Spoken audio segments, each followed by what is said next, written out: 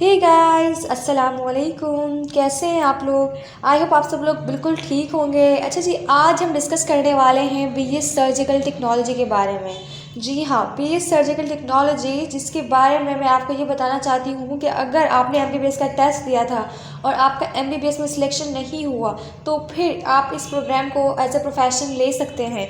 क्योंकि अगर आपका ख्वाब था ऑपरेशन थिएटर के अंदर काम करना, सर्जिकल थिएटर्स के अंदर काम करना, सर्जिकल टेक्नोलॉजिस्ट बनना, या फिर सर्जरी से रिलेटेड सर्जरी वार्ड्स में, ऑपरेशन वार्ड्स में काम करने से रिलेटेड अगर आपका ड्रीम था, तो फिर आप बीएस करके भी इस ड्रीम को पूरा कर सकते हैं। हाँ, काम कुछ डिफरेंट होगा क्योंकि ऑब्वियसली एमबीबीएस में सिलेक्शन नहीं हुआ तो काम तो डिफरेंट ही होगा, बट आप वहाँ पे काम ज़रूर कर सकते हैं। ठीक है, सो बीएस सर्जिकल टेक्नोलॉजी, जिसके लिए एक्सपेक्टेड है कि 2020 से लेके 2030 के अंदर इसका जो स्कोप है, इसकी जो डिमांड है वो ज़्यादा इंक्रीज़ होने वाली है। ठीक है, सर्जिकल टेक्नोलॉजी एक ऐसा प्रोफेशन है जिसके अंदर जो पेशेंट होता है उसके लिए जो सर्जरी या फिर ऑपरेशन हो रही होती है उसको तैयार करना, किस तरीके से, मतलब हर छोटा से छोटा जो प्रोसीजर ऑपरेशन थिएटर के अंदर हो रहा होता है वो सेफ़ है या नहीं है, वो सक्सेसफुल कितनी हद तक है या नहीं है, पूरे की पूरा जो काम वहाँ पे हो रहा होता है उसका ख्याल रखना, उसको मैनेज करना, ऑपरेशन थिएटर के हर एक एक छोटी से छोटी चीज़ को, जैसे कि जो सर्जिकल इंस्ट्रूमेंट्स होते हैं उनको देखना कि पूरे के पूरे इंस्ट्रूमेंट्स हैं जो कि इस सर्जरी के अंदर या फिर इस ऑपरेशन के अंदर यूज़ होने हैं, कोई ख़राब इंस्ट्रूमेंट तो नहीं है, कोई टूटा हुआ तो नहीं है, कोई मतलब ऐसे ख़राब, मतलब ऐसे जैसे साफ़ ना हो तो वो तो नहीं है, स्टरलाइजेशन उसकी चेक करना कि वो स्टरलाइज्ड होना चाहिए, अरेंजमेंट उसकी चेक करना, या फिर जो ड्रेसिंग टेबल होती है ये वो ड्रेसिंग टेबल नहीं है जो कि आपके रूम्स में होती है, ये वो है जिससे पेशेंट को ड्रेसअप किया जाता है, और फिर जो है वो जो डॉक्टर होता है और जो वहाँ के मौजूद जो लोग होते हैं जो ऑपरेशन थिएटर के अंदर मौजूद होते हैं उनके लिए जो चीज़ें रिक्वायर्ड होती हैं, मास्क वगैरह और भी जो दूसरी चीज़ें होती हैं वो मौजूद हैं या नहीं हैं, इंस्ट्रूमेंट टेबल जहाँ पे इंस्ट्रूमेंट्स रखे जाएंगे वो टेबल पे सारे इंस्ट्रूमेंट्स हैं या नहीं हैं, ये सारी चीज़ें जो होती हैं चेक करना, उनको लुक आफ्टर करना, पेशेंट को गाइड करना, पेशेंट के साथ सारा कांटेक्ट रखना काम होता है बीएस सर्जिकल टेक्नोलॉजिस्ट का।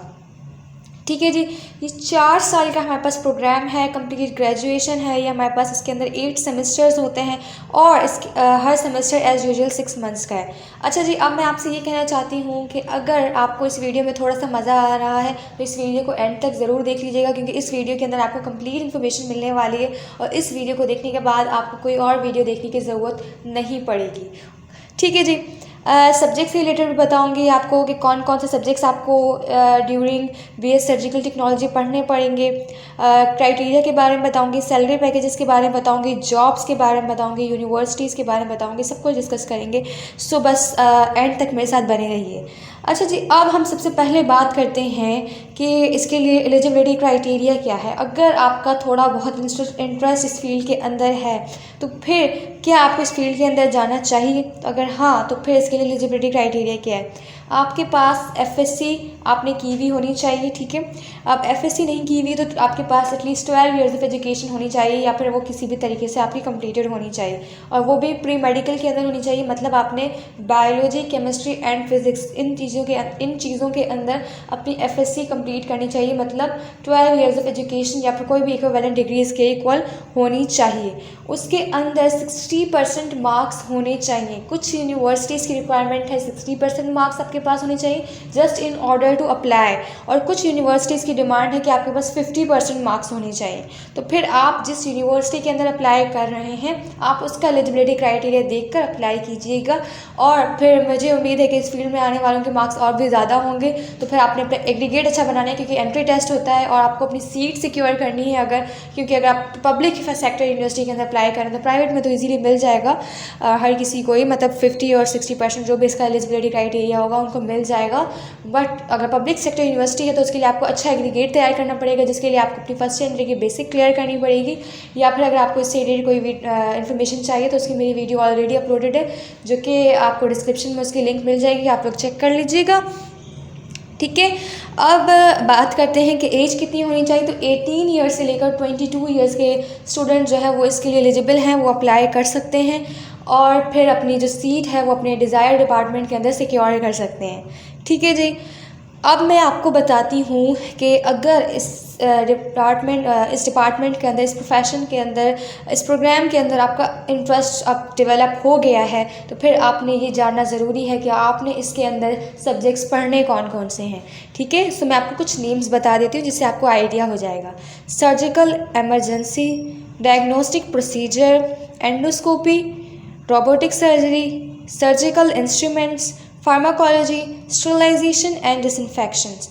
अच्छा जी, मैंने यहाँ पे बहुत ही लिमिटेड सब्जेक्ट्स लिखे हैं, मेजर सब्जेक्ट लिखे हैं और उनके नेम्स लिखे हैं जिसको सुनते ही आपको अंदाज़ा हो जाए कि यहाँ पे surgery, operation, instruments, sterilisation, pharmacology, इनकी बात हो रही है। मतलब टोटली आपकी फील्ड से रिलेटेड सब्जेक्ट्स की बात हो रही है। जो आपने करना है, आपने परफॉर्म करना है, वही उसी से रिलेटेड आपके सब्जेक्ट्स हैं। इसके अलावा भी और भी सब्जेक्ट्स आप लोग पढ़ेंगे, क्योंकि ऑब्वियसली कॉमन सेंस की बात है कि 8 सेमेस्टर्स हैं, काफ़ी सब्जेक्ट्स आपने पढ़ने। बट ये मैंने यहाँ पे कुछ मेजर सब्जेक्ट्स लिख दिए हैं जिससे आपको आइडिया हो जाएगा कि अगर आपको इन सब्जेक्ट से रिलेटेड पढ़ने में इंटरेस्ट है, क्योंकि आपने काम भी इसी में करना है, तो फिर आपके लिए ये बेस्ट फील्ड है।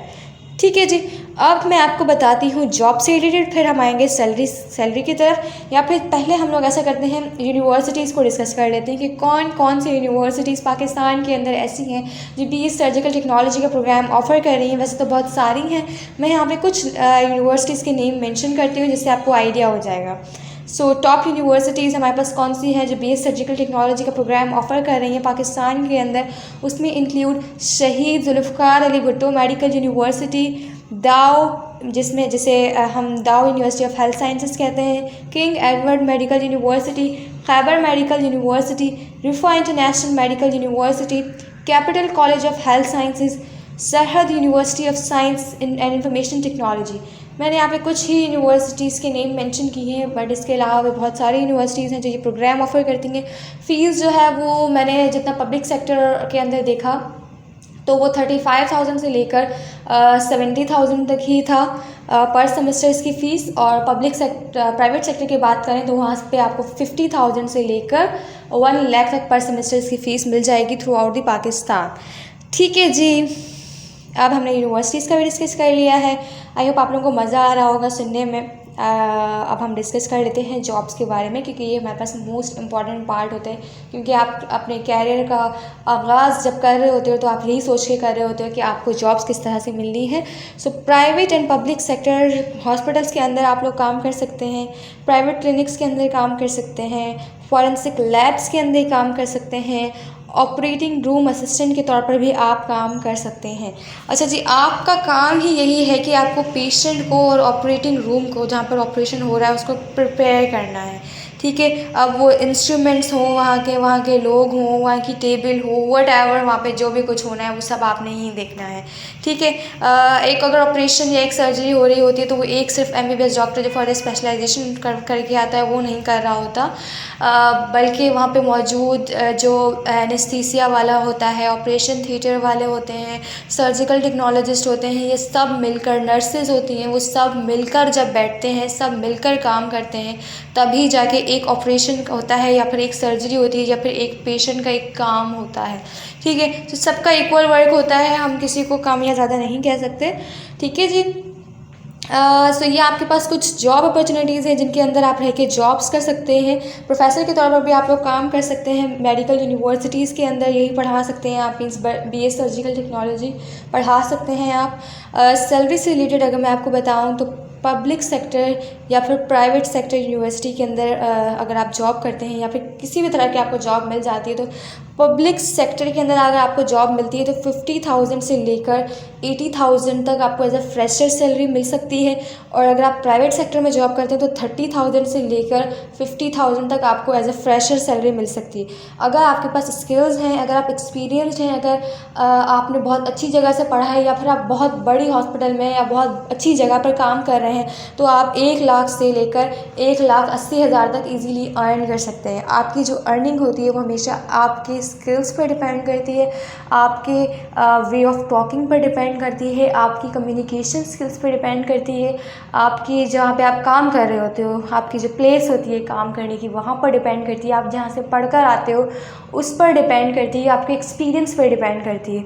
ठीक है, सो कोशिश करें कि इन सारी चीज़ों पर काम करें। ठीक है, वेल ऑर्गेनाइज्ड रहें, और कोशिश करें कि लोगों के साथ बहुत अच्छा रवैया रखें, पेशेंट्स के साथ बहुत अच्छा रवैया रखें, ताकि आपके लिए जो आगे के रास्ते हैं वो ईज़िली खुलते चले जाएँ। बाकी वो जो लोग कहते हैं कि इस फील्ड में ख़राबी, उस फील्ड में ख़राबी, वो लोग तो हर फील्ड के अंदर कुछ ना कुछ ख़राबियाँ आपको निकाल के ही दिखा देंगे। ऐसे भी बहुत से लोग मिलेंगे आपको जो कहेंगे कि मुझे जॉब नहीं मिल रही, मुझे जॉब नहीं मिल रही। तो मैं हमेशा ये बात कहती हूँ कि एक क्लास के अंदर 50 स्टूडेंट्स होते हैं और 50 ही इक्वल नहीं होते, ठीक है। तो वो जो बाकी जो होते हैं स्टूडेंट जो इतना इंटरेस्ट नहीं दिखा रहे होते फील्ड के अंदर, जो सिर्फ इंजॉय करने आते हैं यूनिवर्सिटीज़ के अंदर, तो फिर वही लोग फिर रो रहे होते हैं और फिर दूसरों का भी माइंड ख़राब कर रहे होते हैं कि इस यूनिवर्सिटी से मत पढ़ना, ये ख़राब है। या आप लोगों को कह रहे होते हैं कि ये डिग्री मत लेना, ये ख़राब है, जॉब नहीं मिल रही, मैं तुम्हारे सामने बैठा हूँ इतनी बड़ी यूनिवर्सिटी से पढ़ा हुआ। तो फिर अब हर स्टूडेंट बराबर नहीं है, उसने अपने हर डिपेंड करता है ना कि आपने कितनी मेहनत की। हाँ, मैं ये भी कहती हूँ कि जीपीए पे इतना फोकस नहीं करें, बट स्किल्स पे बहुत फोकस करना है, क्योंकि ये सारी स्किल्स एंड प्रैक्टिकल वर्क वाली का फील्ड्स हैं, इन पे आपने फोकस करना है। So this was all about BS surgical technology. मैंने कोशिश की कि मैं सारी चीज़ें इसके अंदर इंक्लूड कर पाऊँ। अगर आपको मेरी वीडियो पसंद आई हो तो इसे अपने फ्रेंड्स के साथ शेयर ज़रूर कीजिएगा। मुझे इसको आपको बताने में या फिर आप तक इसको कन्वे करने में कोई मिस्टेक हो गई हो तो उसके लिए आई एम सो सॉरी।